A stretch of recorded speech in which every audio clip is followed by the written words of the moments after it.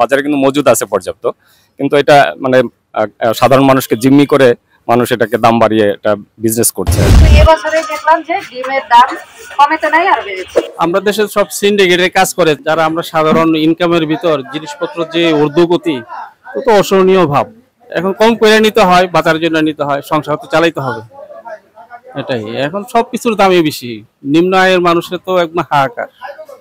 এভাবে চললে তো মানুষ আস্তে আস্তে দুর্বল হয়ে পড়বে, খাওয়া দাওয়া কমাই দিবে, এটা কোনো না কোনো সময় এফেক্ট তো হয়েই যাবে।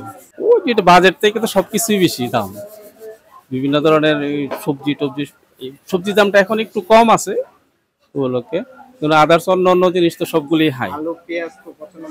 হ্যাঁ, আলু পেঁয়াজ অবস্থা খুব খারাপ। ইম্পোর্টটা কমে যায়, তখন এরা নিজেরা কন্ট্রোল করে। আর এখন তো বর্ষার সময়, এটাও একটা কজ আছে। এই সবকিছু মিলে এখন হয়েছে। তারপর এখন ব্যবসায়ীরা সবাই আসে না। ঈদের আগে বেচছি দাম 60-65 কিনছি, আর এখন কিনা লাগে 85 টাকা। তা আমরা ব্যস্ত হয় 90-95 টাকা। আলু ধরেন কিনছি 50 টাকা, বেচছি 55 টাকা। এখন কিনতে হয় 55 টাকা, ব্যস্ত হয় 60 টাকা। ধরেন ঠিকভাবে মার্কেটও মাল আসতেছে না, আমরাতে এরা বলতেছে দাম বাড়বে, এই বলতেছে। এখন তার পাই না, সকালে আনি এক বস্তা আলু, এক বস্তা পেঁয়াজ আমি এটি বিক্রি করে অনেক সময় গুঁড়ো আলু পরে যায়, অনেক সময় পচা পড়ে, পেঁয়াজও ধরেন ছোট ছোট পরে, এটি তেমন একটা লাভ হয় না।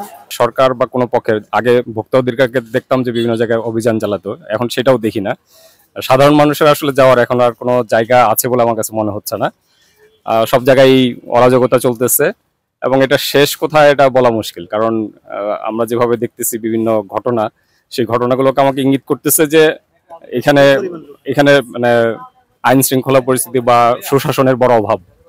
তো এটা সরকার যতদিন পর্যন্ত না এটা ট্যাকেল করবে, ততদিন পর্যন্ত এটার মানে কোনো সুফল আসবে না। আসলে আমি আগে যেখানে 2 ডজন ডিম কিনতাম 220 থেকে 30 টাকা, এখন আমাকে 300 টাকা খরচ করতে হচ্ছে। কাজেই আমি এখন 2 ডজন না কিনে আমি 1 ডজন কিনতেছি, মানে আমার যে ক্রয় ক্ষমতা সেটা অর্ধেকে নেমে আসছে প্রায়। তো এর জন্য আমার পুষ্টির উপরে প্রভাব ফেলতেছে, আমার পরিবারের যে দৈনন্দিন চাহিদা সেটা আমরা কমাই ফেলছি।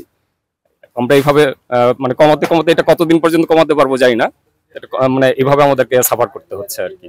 এটা আমার কাছে যেটা দোকান ঘুরে আমার বা বাজারে এসে যেটা মনে হয়েছে, বাজারে কিন্তু মজুদ আছে পর্যাপ্ত, কিন্তু এটা মানে সাধারণ মানুষকে জিম্মি করে মানুষ এটাকে দাম বাড়িয়ে এটা বিজনেস করছে আর কি, আমার কাছে যেটা মনে হচ্ছে আর কি।